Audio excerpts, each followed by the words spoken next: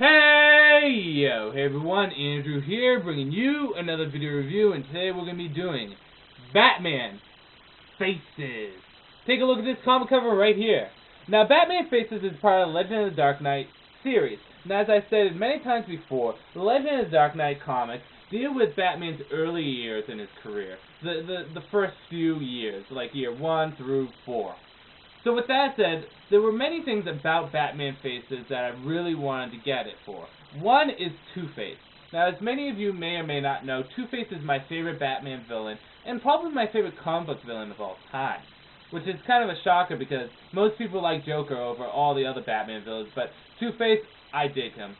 The second thing is Matt Wagner is the artist and writer on this story. And if you don't know Matt Wagner is a very good artist, and he's a pretty good writer too. For DC, he's known for his work with Batman the Mad Monk and Batman Monster Man, the Dark Moon Rising series. And he also did the Trinity one-shot.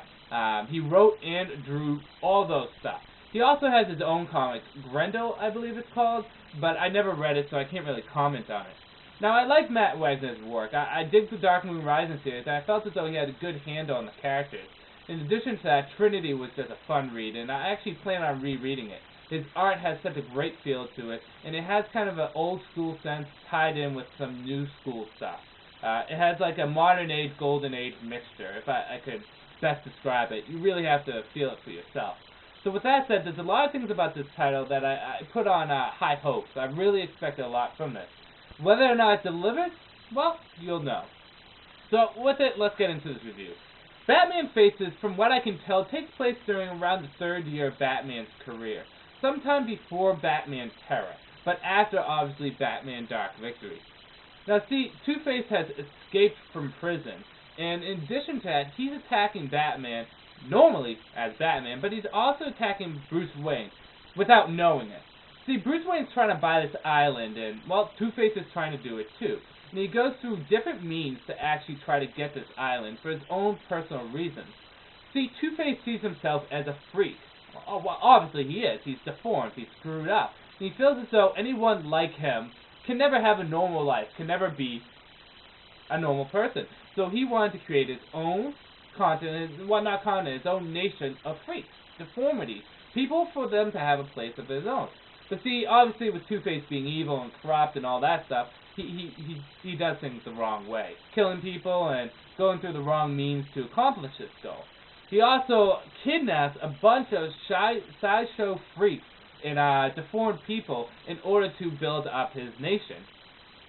Batman frantically tries to find Two-Face and stop him, going on any clues he can. Now, I'm not going to give you too much about the ending and exactly, how the story plays out. So with that said, let's just get into the good, the bad, and whether or not you should get it.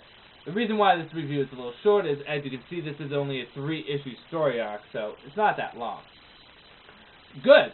Well, Matt Wagner has a pretty good handle on Batman as a character. As I said before, I enjoyed his work on the Mad Monk and on the Monster Man, and his Trinity stuff was good, but talking about Batman in particular, it's a very solid grip on Batman. He tends to lean more towards the dark detective Batman rather than the paranoid Batman or the tragic hero Batman. He tends to focus more on the dark detective. I was curious to see how he handled Two-Face, and I feel as though, on a whole, Two-Face was handled admirably. There was nothing here that didn't feel Two-Face. I felt as though the story was paced pretty well, and it was also, the dialogue was pretty good in this. And of course, the art. Matt Wagner does a good job with art here. Although I don't like the coloring in this at all. I felt as though his art was handled, color-wise, better in the other titles. Downsides to this. Faces is a very traditional kind of story, if I could give it kind of a feel, in that it doesn't go outside any norms that any Two-Face story would have, but at the same time, it doesn't do anything daring. It feels very cliche and mediocre. It doesn't feel as though it really say, hey, we're doing this, be surprised. Which I felt as though is a downside. It feels like it's just another Two-Face story which I've read multiple times over, just with a few changes. Nothing special done here. In addition to that, the ending could have been done up a little bit better, and I didn't like the fact that Batman was actually captured twice in a row. I mean, the Dark Knight's going to get captured once in a while, but twice in a row? That seems a little kind of reckless and sloppy for Batman. I just would have liked the story to have a little bit more of a power to it, a little bit more something to kind of make it different than any other Two-Face story. So with that said, let's get on to whether or not you should get it. On a whole, it's a pretty good story, but like I said, it really doesn't do anything other than just be a good story. It satisfies me as a Two-Face story, but it doesn't really satisfy me too much as a Batman story, which really kind of is difficult for me to say, because like I said, I've enjoyed everything Matt Wagner has done.